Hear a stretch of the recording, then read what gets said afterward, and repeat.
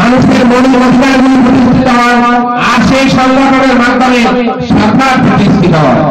আপনার যে ধর্মে হোক, আমি মুসলমান ধর্মে বিশ্বাস করি, আরেকজন হিন্দু ধর্মে বিশ্বাস করে, আরেকজন খ্রিস্টান ধর্মে বিশ্বাস করে, আরেকজন বৌদ্ধ ধর্মে বিশ্বাস করে, যে ধর্মে বিশ্বাস করুক না কেন তার ধর্ম বিশ্বাস বোধকে সবার উপরে রেখে, সমালোচনার মধ্যে রেখে নির্ভীককে করতে দেওয়া হবে। আপনারা কি দেখলেন বৌদ্ধদের মন্দিরে কিভাবে আওয়ামী লীগের লোকজন কিভাবে গুন্ডা বাহিনী আঘাত করে তছনছ করে দিয়েছে সেই বৌদ্ধ মন্দিরকে, শত বছরের ঐতিহ্য ঐতিহ্যকে। সারা দেশের সমস্ত হিন্দু সম্প্রদায়ের পূজা মণ্ডপে আঘাত করে, ধর্মীয় অনুভূতিকে আঘাত করে কিভাবে মানুষের হৃদয়কে খান খান করে দিয়েছে। আপনারা কি দেখলেন হিন্দু সম্প্রদায়ের মহিলারা পুরুষেরা ঝাড়ু নিয়ে দেশের প্রত্যন্ত অঞ্চলে মিছিল করছে এই সরকারের বিরুদ্ধে। কারণ একটাই,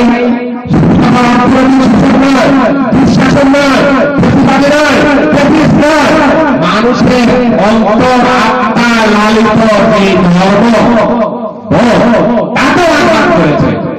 আজকে আগুন ধাও ধাও করে জ্বলে উঠছে, প্রতিরোধ হয়ে উঠছে। আপনারা ফটিকছড়ির ঘোষপুরের ঘটনা দেখেছেন, আপনারা রাজশাহীর ঘটনা দেখেছেন, আপনারা রংপুরের ঘটনা দেখেছেন, আপনারা খুলনার ঘটনা দেখেছেন।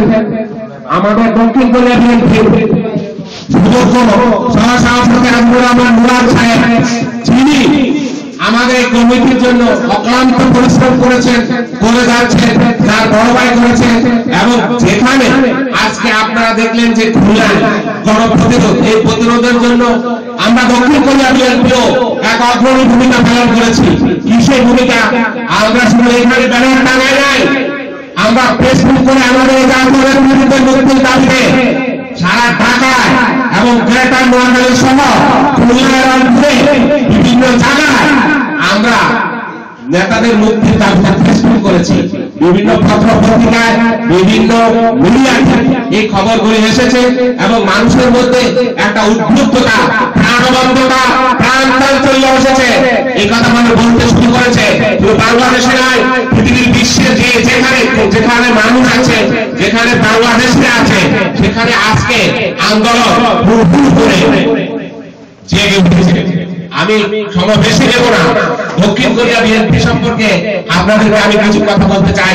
2001 সাল থেকে দক্ষিণ কোরিয়া বিএনপি গঠন করার পর খালেদা জিয়া যখন জেলে ছিলেন, তখন আমরা এভাবে প্রতিবাদ সমাবেশ করেছি। হয়তোবা সেই প্রতিবাদ সমাবেশের সময় আমার সাথে যারা ছিলেন অনেকে আজকে নেই, বিভিন্ন কারণে দেশে গেছেন, বিভিন্ন কারণে অনুপস্থিত আছেন। আজকে আমাদের মধ্যে একটা কথা এসেছে, আমাদের ঐক্যবদ্ধ হতে হবে, ঐক্যবদ্ধভাবে আন্দোলন সংগ্রাম করতে হবে। যদি কেউ ভিন্নমত পোষণ করে, ভিন্নমত পোষণ করতে পারে, কিন্তু ভিন্নমত পোষণ করার প্রক্রিয়া, পদ্ধতি, নিয়ম, রীতি অনুসরণ করে করতে হবে।